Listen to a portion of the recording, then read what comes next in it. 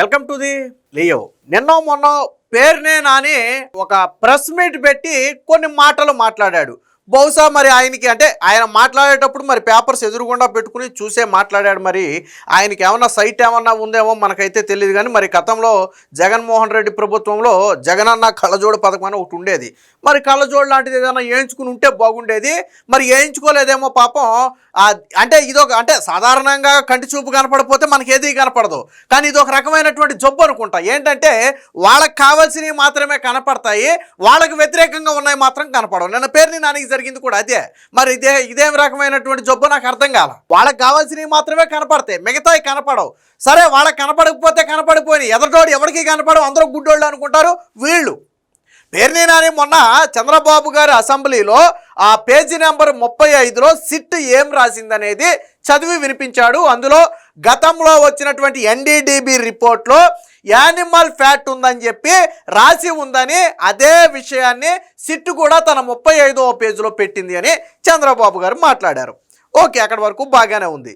ఇప్పుడు సాధారణంగా బుర్రోన్నోడు ఎవడైనా సరే ఆ సిట్ రిపోర్ట్ ఒకసారి తీసుకుని 35వ పేజీలో రాసి ఉందా లేదా అనేది చూస్తే మనకు అర్థమైపోద్ది. కానీ వీళ్ళు ఏంటంటే అక్కడ డ్యామేజ్ కంట్రోల్ చేయాలి. చంద్రబాబు నాయుడు ఒక రకంగా వైసీపీ గొడ్లోడు తీసేశాడు ఆయన అసెంబ్లీలో. ఎప్పుడైతే పవర్ పాయింట్ ప్రజెంటేషన్ చేశాడో వైసీపీ గొడ్డలోడు తీసినట్టు అయిపోయింది. లడ్డూ మీద వాళ్ళు చేసిన విష ప్రచారాన్ని పక్కదారికి వెళ్ళిపోయి చంద్రబాబు నాయుడు మాట్లాడింది మొత్తం కూడా హైలైట్ అవుతుంది. ఇది ప్రజల్లోకి బలంగా వెళుతుంటే మరి దానికి ఏదోటి కౌంటర్ ఇవ్వాలని చెప్పి పాపం కళ్ళజోడు పెట్టుకోకుండా వచ్చినటువంటి పేరుని నాని ఒక కౌంటర్ ఇచ్చాడు. ఆయన అన్నది ఏంటంటే 35వ పేజీలో ఈ ఎన్డీడీబీ రిపోర్ట్లో యానిమల్ ఫ్యాట్ ఉందని ఎవరు చెప్పాడు, మీ మావయ్య ఎవరు చెప్పాడని చెప్పి ఒక వ్యాఖ్య చేశాడు.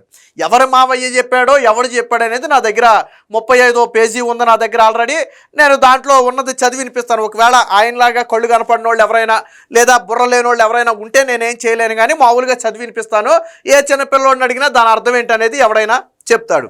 దాంతోపాటు ఇంకొక మాట కూడా మాట్లాడాడు. రాజకీయాల గురించి ఒక మాట మాట్లాడాడు. ముందు వీడియో చూసిన తర్వాత దాని గురించి మాట్లాడదాం. పేరుని నాని బాధ ఏంటో ఒకసారి వినండి. కల్తీ జరిగిందని మాట్లాడట్లా, ఈ రోజుకి కొవ్వు ఉంది. 35వ పేజీలో చెప్పాడు. ఎవడు మావయ్య చెప్పింది 35వ పేజీలో. ఏ మావయ్య చెప్పాడో నేను చూపిస్తా, వినండి. ఇంకా వినండి ఒకసారి. చెప్పాడు 35వ పేజీలో ఇలా 35వ పేజీలో ఇలా అభియోగాలు వచ్చినాయి అని చెప్పని నెరేట్ చేశాడు సిబిఐ. 35వ పేజీలో అంట సిబిఐ అంట ఇలాంటి అభియోగాలు వచ్చాయి అని మాత్రమే రాసిందంట, కానీ అది నిజమని రాయలేదంట. సరే, ఏమి నిజమని రాసిందో చెప్పు పోనీ. 35వ పేజీలో చెప్తున్నాను. దాని తర్వాత పేజీలో మీ సిగ్గులేనితనాన్ని కడిగట్టుగా సిబిఐ క్లియర్ కట్ గా రాస్తే కూడా ఏం రాసింది సిబిఐ? తర్వాత పేజీలో ఏం రాసింది అంటే 36వ పేజీలో ఏం రాసింది? వైసీపీ 100% నెయ్యే వాడింది, వాళ్ళలో ఎటువంటి తప్పు లేదు, జగన్మోహన్ రెడ్డి సచ్చీలుడు, వైవి సుబ్బారెడ్డి సచ్చీలుడు, వాళ్ళ పాత్ర లేదు అని రాసిందా?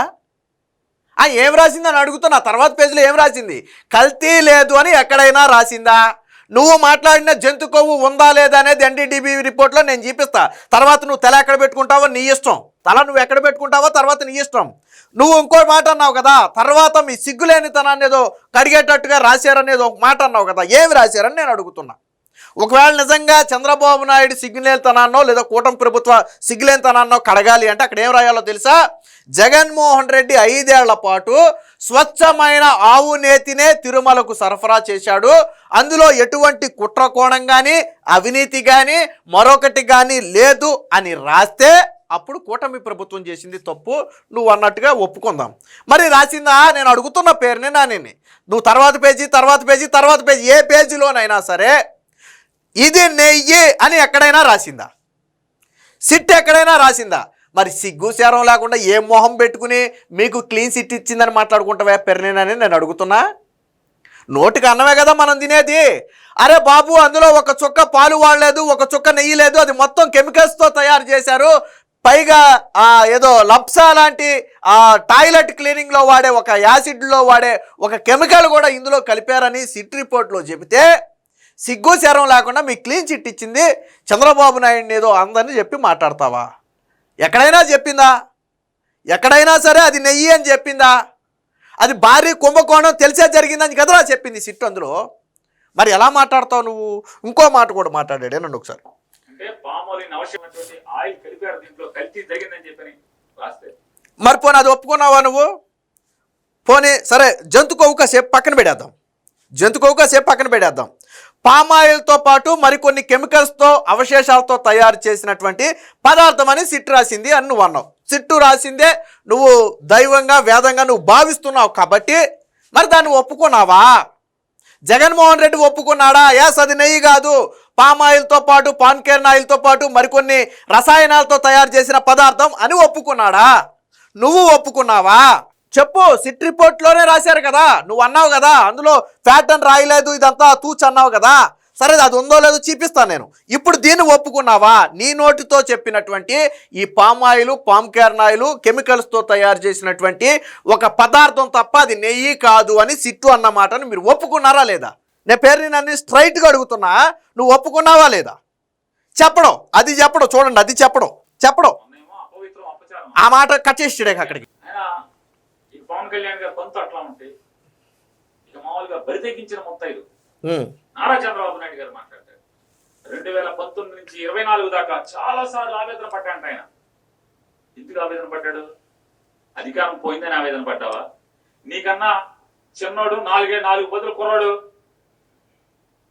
రాజకీయాల్లో మీకు కుక్క చావు చూపించాడనా? దేనికైనా అడుగుతున్నాను. విన్నారు కదా, ఇక్కడ పదం వాడాడు. రాజకీయాల్లోనంట చంద్రబాబు నాయుడికి జగన్మోహన్ రెడ్డి అంట కుక్క చావు చూపించాడట.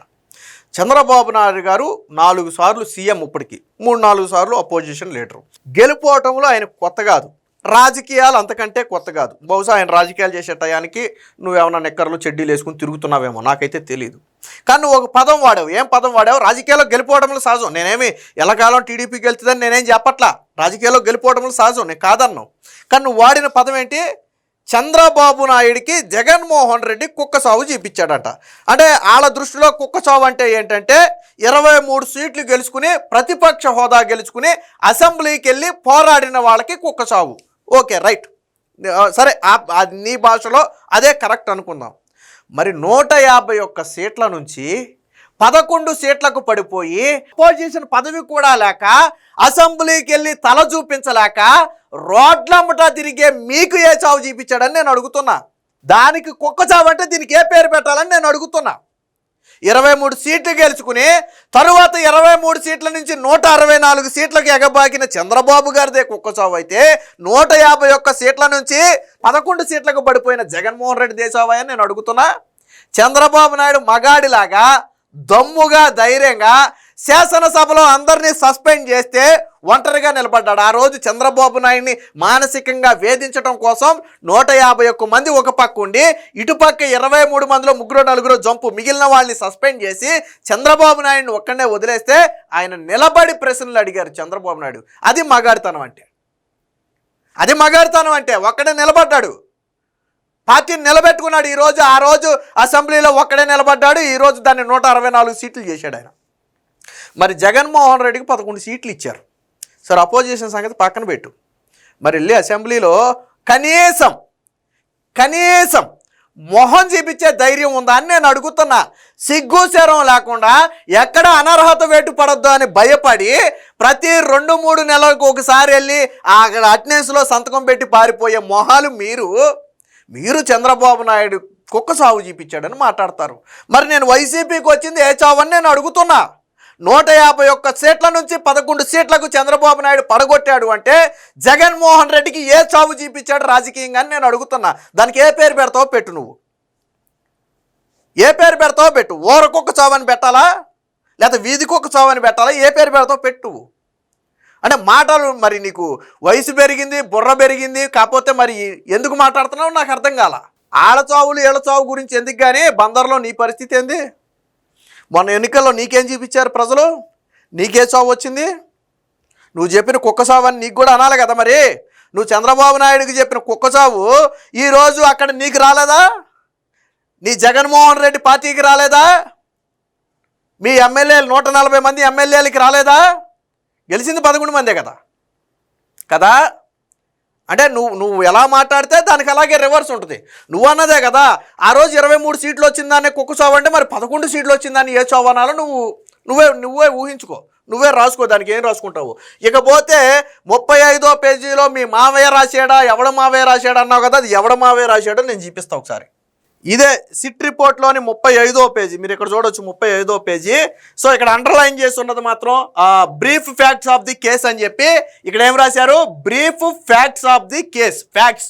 సో ఈ కేసు గురించి క్లుప్తంగా కొన్ని వాస్తవాలని చెప్పి రాశారు, అంతేగాని అలే ఊహాగానాలు రాయలా. చూడు ఇక్కడ ఏం రాశారు, the samples were drawn from 2 tankers on 6/7/2024 and 2 tankers on 12/7/2024 and forwarded to NDDB cough lab. TTD received the NDDB cough test report on 16/7/2024, 23/7/2024 respectively, which shows G adulteration with vegetable and animal fats. ఎవరు రాశారు ఇక్కడ, ఎన్డీడీబీకి July 6వ తారీఖున 2 ట్యాంకర్లు, July 12వ తారీఖున 2 ట్యాంకర్లు 2024లో ఆ 2 ట్యాంకర్ల నుంచి ఈ 2 ట్యాంకర్ల నుంచి మొత్తంగా 4 ట్యాంకర్ల నుంచి శాంపుల్స్ పంపితే దేనికి పంపారు, ఎన్డీడీబీ కాఫ్ ల్యాబ్కి టెస్ట్కు పంపితే ఆ టెస్ట్ రిపోర్ట్ ఎప్పుడు వచ్చిందంటే జూలై 16న వచ్చింది. దాన్ని అంటే 23వ తారీఖున దాన్ని అందులో ఏమని ఉందని తేలింది అంటే ఒకటేమో 16వ తారీఖు, ఒకటేమో 23వ తారీఖు. ఎందుకంటే మొదట పంపిందేమో 16వ తారీఖు వచ్చింది, రెండవసారి పంపిందేమో 23వ తారీఖున వచ్చింది. సో ఈ రెండిట్లో ఏమనుంది, respectively which shows the adulteration with vegetable and animal fats. Animal fats ఇది కనపడలేదా నీ కంటికి? ఇక్కడ యానిమల్ ఫ్యాట్స్ అనే పదం నీ కంటికి కనపడలేదా నేను అడుగుతున్నా. ఎవరు రాశాడు, మీ మామయ్య రాశాడా యానిమల్ ఫ్యాట్స్ ఉందని రాశావు కదా. ఇక్కడ దీని గురించి బ్రీఫ్ ఫ్యాక్ట్స్ అని చెప్పి ఇచ్చినటువంటి ఒక నోట్లో రాసినటువంటి 35వ పేజీలో రాసినటువంటి పదం ఏంటంటే, ఆ రోజు ఎన్డీడీబీ రిపోర్ట్లో యానిమల్ ఫ్యాట్ ఉంది అని తేలింది అనే విషయాన్ని సిట్ తన నివేదికలో పేర్కొంది కదా. నువ్వేమన్నావు, నువ్వు మరి నీకు కళ్ళు ఎందుకు కనపడలేదో నాకు అర్థం కాల. ఇక్కడ వెజిటేబుల్స్ వరకే ఎందుకు కనపడింది, నువ్వు అన్నావు కదా పామాయిల్ పామ్ కెర్నాల్ అని, వెజిటేబుల్స్ వరకే ఎందుకు కనపడింది, ఆ తర్వాత ఉన్నటువంటి లైన్ ఎందుకు కనపడాల? నేను ఇందాక అదే చెప్పా, మనం గుడ్డోళం అయితే ఏమీ కనపడదు, కానీ ఇది ఒక రకమైన జబ్బు, మనకు కావాల్సినవి మాత్రమే కనపడతాయి, మిగతాయి కనపడవు. మరి అలాంటి జబ్బు ఏమన్నా పేరు నీ నానికుందేమో నాకైతే తెలీదు.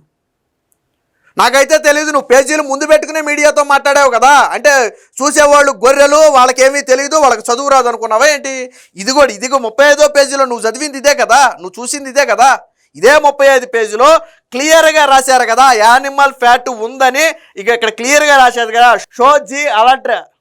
Shows the adulteration with vegetable and animal. వెజిటేబుల్తో పాటు యానిమల్ ఫ్యాట్ ఉందనే విషయాన్ని స్పష్టంగా రాశారు.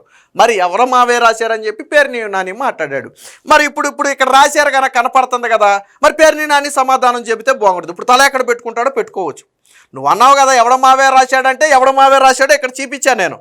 అది నీకు ఇంకా డౌట్ ఏమన్నా ఉంటే నువ్వు సిబిఐని అడగవచ్చు, ఈ యానిమల్ ఫ్యాట్ అనేది మీరు రాశారా లేదా టీడీపీ వాళ్ళు ఏమైనా ఎడిట్ చేసి పెట్టారా అని చెప్పి నువ్వు సిబిఐని అడగవచ్చు, నీకు ఏమైనా డౌట్ ఉంటే తప్పులేదు. కాకపోతే కళ్ళు సగం కనపడి సగం కనపడకుండా ఎవరిని మోసం చేద్దామని అంటే నీ మాటలు వినేవాళ్ళందరూ గొర్రెలా? చంద్రబాబు నాయుడు అసెంబ్లీలో ఆయన క్లియర్గా దీన్ని ప్రజెంటేషన్ చేసి చూపిస్తే నీకు గుడ్డోళ్ళలాగా సగం కనపడి సగం కనపడక యానిమల్ ఫ్యాట్ ఉందని ఎక్కడ చెప్పారు వాళ్ళు? చెప్పలేదు. చెప్పారు కదా, ఇక్కడ యానిమల్ ఫ్యాట్ ఉందని చెప్పారు కదా. ఎన్డీడీబీ రిపోర్ట్లో యానిమల్ ఫ్యాట్ వచ్చింది, వాస్తవం అది. ఆ రోజు పవన్ కళ్యాణ్ మాట్లాడినా చంద్రబాబు మాట్లాడినా ఈ ఫ్యాట్ గురించే మాట్లాడారు, ఈ ఎన్డీడీబీ రిపోర్ట్ గురించే మాట్లాడారు. మన అసెంబ్లీలో కూడా అదే మాట చెప్పారు, మేమేమీ మా సొంతానికి ఊహించి చెప్పలేదు, ఎన్డీడీబీ రిపోర్ట్ వచ్చిన తర్వాతే మేము మాట్లాడామని చెప్పారు. మరి ఇప్పుడు పేరుని నాది తలెక్కడ పెట్టుకుంటాడని నేను అడుగుతున్నా. కాబట్టి వయసు పెరిగింది కానీ వయసుకు తగ్గ మాటలు మాట్లాడితే హుందాగా ఉంటుంది. ఆల్రెడీ ప్రజలు నీ నియోజకవర్గంలో నిన్ను చావుగొట్టి చెవులు మూశారు, నిన్నో నీ కొడుకునో ఎవరినైతేనే చావుగొట్టి చెవులు మూశారు. అయినా కానీ సిగ్గు శరం లేకుండా నువ్వు కుక్క చావు లేకపోతే ఆ చావు ఈ చావు అని మాట్లాడుతున్నావు అంటే మరి మొన్న నీకు వచ్చింది ఏ చావు అనేది నువ్వే నీ నియోజకవర్గంలో తేల్చుకోవాలా. కనీసం నియోజకవర్గంలో తలెత్తుకుని తిరగలేని పరిస్థితి. నీ భార్య రేషన్ బియ్యంలో అక్రమంగా దొరికిపోతే చంద్రబాబు నాయుడు బెక్షేస్తే బయటపడ్డావని నువ్వే ఒప్పుకున్నావు. ఆడవాళ్ళ జోలికి వెళ్ళొద్దని చంద్రబాబు నాయుడు ఆ రోజు నిజాయితీగా చెప్పాడు, నా భార్యను వదిలేశాడని నువ్వే చెప్పుకున్నావు. దానికి పెనాల్టీలు వడ్డీలతో ఫైన్లతో సహా నువ్వే కట్టి తప్పు ఒప్పుకున్నావు. ఇలాంటి మీరు మాట్లాడేది బయటకు వచ్చి రేషన్ బియ్యం దొంగతనంగా అమ్ముకు తిన్న మీరు ఈరోజు చంద్రబాబు గారి గురించి మాట్లాడటం సిగ్గనిపించట్లేదా? ఇక నుంచి అయినా మాట్లాడేటప్పుడు కొద్దిగా ఏమన్నా మంచి కళ్ళజోడ ఒకటి వేసుకుని అందులో ఏముందనేది చూసి మాట్లాడితే మంచిది. Please subscribe to Leo news for more videos.